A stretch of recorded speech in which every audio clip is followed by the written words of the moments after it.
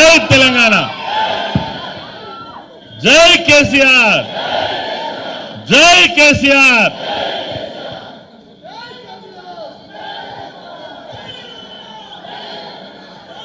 ఈ రాష్ట్రంలో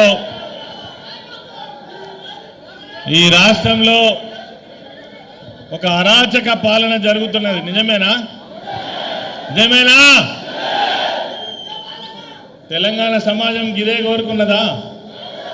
తెలంగాణ తెచ్చుకున్నది ఇందుకోసమేనా? నేను ఒక్కటే నిమిషం మాట్లాడి బంద్ చేస్తా, ఎందుకంటే అన్న మాట్లాడాలి. నువ్వు ఇచ్చిన గ్యారంటీల సంగతి పక్కకు పెట్టు. 420 హామీలు, 6 గ్యారంటీలు. నువ్వు ఇస్తావా సస్తావా ఇవాళ ప్రజలకు అర్థమైపోయింది.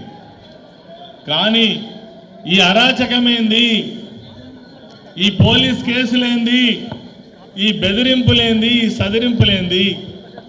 దీనికి వ్యతిరేకంగా ఆనాడు తెలంగాణ రాష్ట్రం రావాలని మొట్టమొదట కదం దొక్కింది కరీంనగర్ గడ్డనే.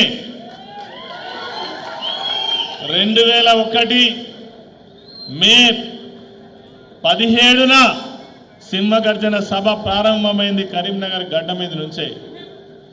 ఇలా జరుగుతున్నటువంటి అరాచక పాలనకు వ్యతిరేకంగా కూడా ఎన్నికల తర్వాత 15 నెలలు గడుస్తున్నది. ఏం చేస్తారో చూద్దామని అనుకున్నాం, కానీ ప్రజలు ఒక్కొక్కసారి అర్థం చేసుకోకుండా మరి మోసపోతారు, మోసం చేసిండ్రు. కానీ వీళ్ళని మళ్ళీ కాపాడాల్సిన బాధ్యత ఈ రాష్ట్రాన్ని ఇప్పటికే ఒక 10 ఏళ్ళు వెనుక తీసుకుపోయినరు. మళ్ళీ తిరిగి తెలంగాణ రాష్ట్రం ఎవరి చేతులైతే ఉంటే తెలంగాణ ప్రజలందరూ కూడా సుఖ సంతోషాలతో ఉంటారో, 10 సంవత్సరాల పాటు ఈ రాష్ట్రంలో అన్ని వర్గాలు సంతోషంగా ఎట్లా ఉన్నాయో దానికోసం పోరాడాల్సినటువంటి సమయం వచ్చింది.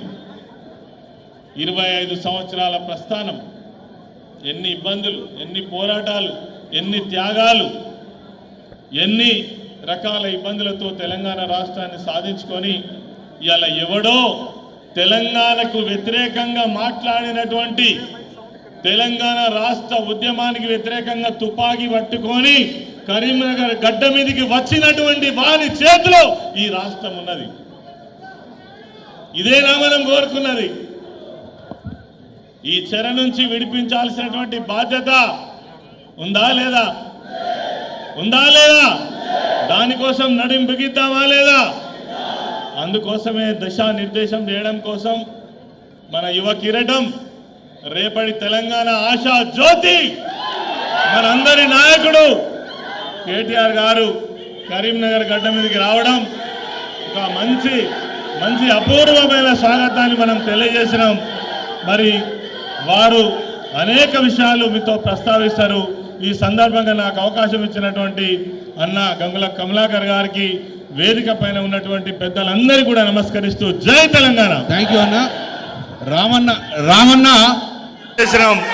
మరి వారు అనేక విషయాలు మీతో ప్రస్తావిస్తారు.